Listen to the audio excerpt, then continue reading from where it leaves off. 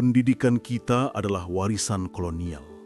Sebuah mesin tua yang sengaja diciptakan untuk menundukkan, bukan membebaskan. Ia tidak pernah dimaksudkan untuk melahirkan manusia merdeka, tetapi untuk menghasilkan budak terdidik. Budak yang pandai membaca tapi takut berpikir. Budak yang bisa menghitung tapi tidak berani menuntut keadilan. Budak yang fasih berbahasa tetapi kehilangan bahasa jiwanya sendiri. Apakah kau pikir sistem pendidikan yang kita warisi hari ini lahir untuk membangkitkan bangsamu? Tidak. Ia lahir dari tangan penjajah, dari pikiran yang dingin dan penuh kalkulasi tentang bagaimana cara paling efektif mengendalikan sebuah bangsa.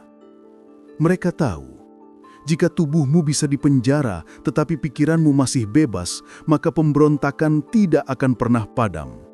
Maka jalan terbaik bagi mereka adalah memenjarakan pikiranmu, dan itulah fungsi utama pendidikan kolonial. Sejak kecil, kita diajari menghafal, bukan berpikir. Kita dijejali pelajaran, tetapi tidak diajari bagaimana menyalakan api logika. Kita dipaksa mengikuti aturan, tetapi tidak pernah diberi kesempatan memahami mengapa aturan itu ada. Kita dibentuk menjadi seragam, tanpa ruang untuk keunikan, tanpa ruang untuk membangun kesadaran. Bukankah ini sama saja seperti membuat barisan tentara yang hanya tahu taat perintah? Inilah yang kuingat ketika menulis Madilog. Materialisme, dialektika, dan logika. Aku menulisnya bukan untuk menambah hafalanmu, tetapi untuk menghancurkan rantai berpikir yang mengekangmu. Karena bangsa yang tidak mampu berpikir logis, yang tidak mampu meruntuhkan dogma dan prasangka, selamanya akan menjadi bangsa yang tertinggal. Lihatlah kenyataan hari ini. Indonesia merdeka sudah lebih dari 7 dekade. Tetapi pendidikan kita masih berjalan dengan kurikulum yang berjiwa kolonial. Kita masih berdebat soal angka, ranking, ujian standar, seolah manusia hanya sebatas nilai di atas kertas. Kita bangga ketika anak-anak mendapat nilai 100, tetapi lupa bahwa nilai itu tidak menjamin keberanian, tidak menjamin kecerdasan moral, tidak menjamin kemampuan untuk melawan ketidakadilan. Apa gunanya pendidikan jika ia hanya mencetak pekerja, bukan pemimpin? Apa gunanya sekolah jika setelah bertahun-tahun duduk di bangku kayu, kita keluar dengan pikiran yang masih terjajah? Pendidikan seharusnya membebaskan, tetapi yang kita miliki hari ini hanyalah pabrik pencetak buruh murah, pabrik penghasil manusia yang rela bekerja dengan kepala tertunduk. Bayangkan betapa liciknya warisan kolonial ini. Mereka tidak lagi perlu mengangkat senjata untuk menundukkanmu. Mereka hanya perlu memastikan bahwa sekolah-sekolahmu mengajarkan kepatuhan buta. Mereka hanya perlu memastikan bahwa universitas-universitasmu sibuk mencetak ijazah, bukan kesadaran. Mereka hanya perlu memastikan bahwa guru-gurumu lebih sibuk memberi perintah daripada menyalakan rasa ingin tahu. Dengan begitu, kau bisa menyebut dirimu merdeka, padahal sebenarnya masih terjajah dalam pikiran. Aku bertanya kepadamu, mengapa bangsa kita masih jauh tertinggal? Mengapa kita masih menjadi penonton di panggung dunia? Mengapa kita selalu menjadi konsumen, bukan pencipta? Jawabannya sederhana, karena pendidikan kita tidak pernah sungguh-sungguh merdeka. Kita masih menggunakan pola yang sama, pola yang dulu dipakai penjajah untuk memastikan bahwa pribumi tidak akan pernah melampaui mereka. Kau lihat, mereka tidak ingin kau menjadi manusia yang penuh daya cipta. Mereka hanya ingin kau cukup pintar untuk bekerja, tetapi tidak cukup berani untuk melawan. Itulah sebabnya sejak awal, sistem pendidikan kolonial dirancang dengan 2 lapisan. Untuk segelintir orang, mereka buka jalan menuju ilmu pengetahuan dan kepemimpinan. Untuk mayoritas pribumi, mereka berikan sekolah rendahan, sekadar bisa baca tulis, sekadar bisa menjadi pegawai rendahan.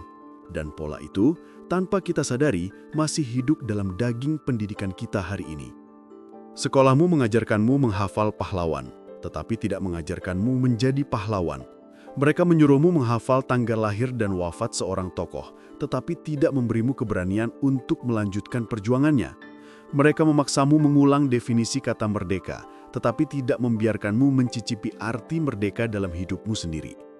Itulah ironi terbesar kita. Kita berbicara tentang kemerdekaan, tetapi kita mendidik anak-anak dengan cara yang membuat mereka nyaman dalam penjara. Aku katakan padamu, pendidikan adalah senjata paling tajam. Lebih tajam dari peluru, lebih dahsyat dari meriam. Dengan pendidikan, kau bisa menciptakan generasi yang berani menantang langit. Tapi dengan pendidikan pula, kau bisa menciptakan generasi yang jinak, yang tidak pernah berani melawan. Dan itulah yang terjadi pada kita. Kita sedang mewarisi sebuah senjata yang diarahkan bukan untuk musuh, melainkan untuk diri kita sendiri. Apakah kau tidak melihat? Ketika negara-negara lain berlari dengan sains dan teknologi, kita masih sibuk dengan ujian nasional, dengan lembar jawaban, dengan ritual ranking yang tidak ada artinya. Sementara dunia membicarakan kecerdasan buatan, kita masih sibuk membicarakan berapa soal pilihan ganda yang harus dijawab anak-anak kita. Dunia berbicara tentang penemuan besar, kita masih mengukur kecerdasan dengan angka di rapor. Dunia berbicara tentang kebebasan berpikir, kita masih menghukum murid yang bertanya terlalu banyak. Inilah tragedi kita. Inilah mengapa aku katakan, pendidikan kita adalah produk kolonial yang tidak pernah merdeka. Ia mungkin berganti nama, berganti kurikulum, berganti menteri, tetapi jiwanya tetap sama. Jiwa yang menundukkan, jiwa yang mematikan keberanian berpikir, jiwa yang lebih mementingkan kepatuhan daripada kebebasan. Tetapi jangan salah, aku tidak berbicara kepadamu untuk membuatmu putus asa. Aku berbicara kepadamu untuk menyalakan api yang pernah padam, api yang pernah dipadamkan dengan segala cara, api yang harus kita hidupkan kembali, api kesadaran bahwa pendidikan bukan soal ijazah, bukan soal ranking, bukan soal gelar. Pendidikan adalah soal keberanian berpikir. Pendidikan adalah soal kemerdekaan jiwa. Pendidikan adalah soal bagaimana manusia menjadi dirinya yang utuh, bukan mesin yang patuh. Bangunlah kesadaran itu. Jangan biarkan anak-anakmu tumbuh hanya sebagai penghafal. Ajari mereka bertanya, ajari mereka meragukan, ajari mereka berpikir, ajari mereka bahwa ilmu bukan untuk dipajang di dinding, tetapi untuk membebaskan manusia dari segala belenggu. Karena bangsa yang terbiasa berpikir akan lebih sulit diperbudak daripada bangsa yang hanya terbiasa menghafal. Apakah kau tahu mengapa aku pernah menulis Merdeka 100%? Karena aku ingin bangsaku memahami bahwa kemerdekaan tidak bisa setengah-setengah. Kau tidak bisa merdeka dalam politik, tetapi terjajah dalam pendidikan.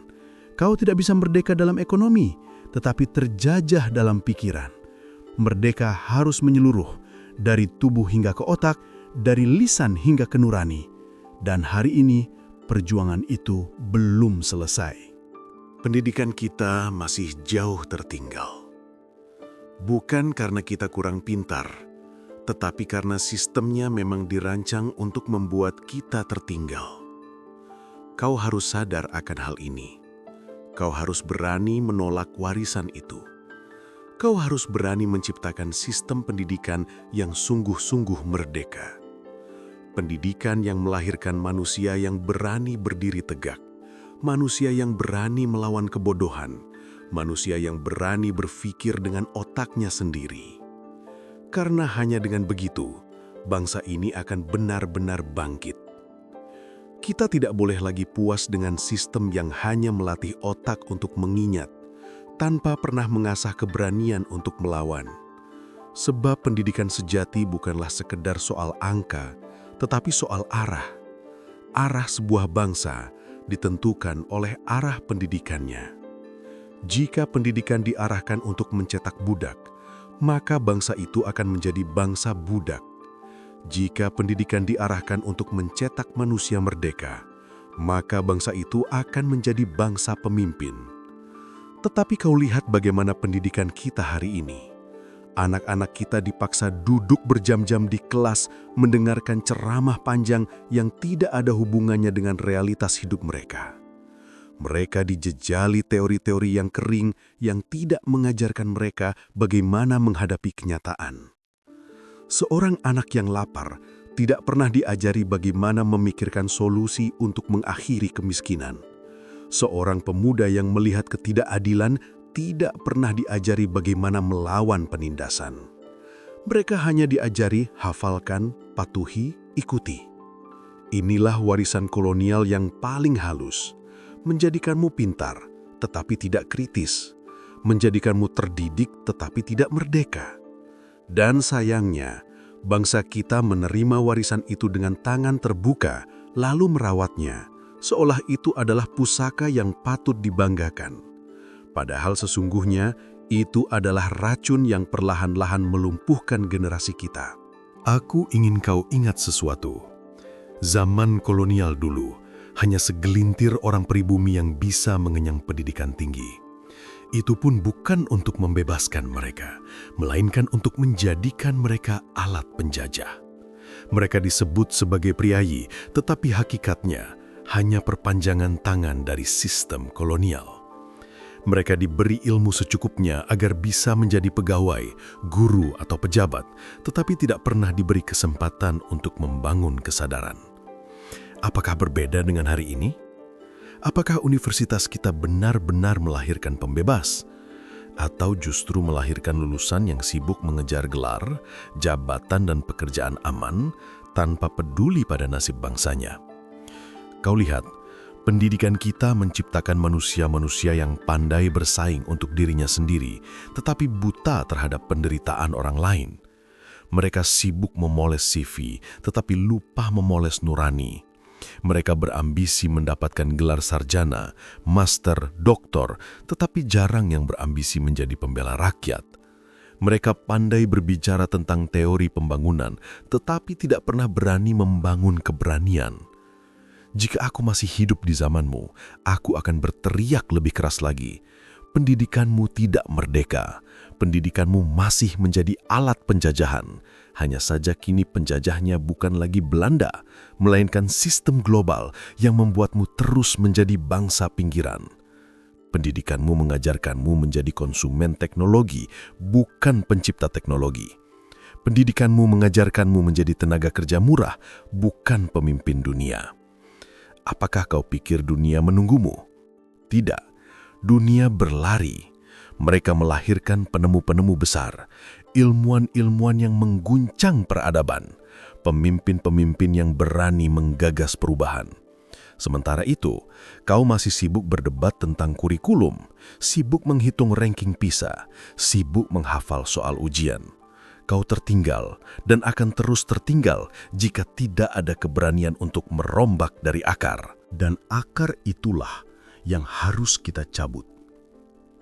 Kita harus berani mengatakan bahwa sistem pendidikan kolonial ini harus kita hancurkan, bukan sekadar diperbaiki. Karena kau tidak bisa membangun rumah merdeka di atas pondasi penjara. Kau harus meruntuhkannya, lalu membangun dari awal dengan pondasi yang baru. Pondasi kesadaran, pondasi kebebasan, pondasi keberanian berpikir. Aku tahu, ini bukan perkara mudah. Banyak yang akan menentang. Banyak yang akan berkata, tidak mungkin, ini sudah sistem yang mapan. Banyak yang akan menuduhmu gila, seperti dulu mereka menuduhku gila ketika aku menulis Madilog. Tetapi biarlah mereka menuduh, karena sejarah selalu membuktikan. Orang-orang yang dianggap gila oleh zamannya justru adalah orang-orang yang paling waras. Kau tidak bisa menunggu pemerintah saja. Kau tidak bisa berharap pada menteri yang datang dan pergi membawa kurikulum baru setiap 5 tahun, tetapi tidak pernah menyentuh akar masalah. Kau sendiri yang harus bergerak. Mulailah dari dirimu sendiri, dari keluargamu, dari komunitasmu. Ajari anak-anakmu untuk berpikir, bukan sekedar menghafal. Ajari mereka membaca bukan hanya buku pelajaran, tetapi membaca kehidupan. Ajari mereka bahwa ilmu bukan hanya untuk mencari kerja, tetapi untuk membebaskan manusia. Jika kau seorang guru, jangan biarkan dirimu hanya menjadi mesin penghafal kurikulum. Jadilah pelita, jadilah api yang menyalakan keberanian murid-muridmu. Jangan ajari mereka untuk patuh tanpa bertanya. Ajari mereka bertanya bahkan jika itu membuatmu tidak nyaman. Karena pertanyaan adalah tanda bahwa pikiran mereka masih hidup. Jika kau seorang mahasiswa, jangan puas hanya dengan mengejar gelar. Gunakan waktumu untuk mencari kebenaran, bukan hanya nilai. Jangan takut berbeda, jangan takut dituduh radikal hanya karena kau berani berpikir. Radikal bukan berarti keras kepala. Radikal berarti menyentuh akar. Dan pendidikan yang merdeka hanya bisa lahir dari pikiran-pikiran yang berani menyentuh akar masalah, bukan dari pikiran yang hanya berjalan di permukaan. Jika kau seorang pemimpin, berhentilah menjadikan pendidikan sebagai proyek politik. Jangan hanya berpikir tentang berapa banyak gedung sekolah yang bisa dibangun. Pikirkanlah apa yang akan diajarkan di dalam gedung itu. Karena gedung sekolah tanpa ruh kebebasan hanyalah penjara baru yang lebih rapi. Aku katakan padamu sekali lagi, pendidikan sejati adalah pembebasan. Pendidikan sejati adalah keberanian. Pendidikan sejati adalah cahaya yang menghancurkan segala bentuk kegelapan. Pendidikan sejati adalah alat untuk meruntuhkan ketidakadilan, bukan untuk melestarikannya.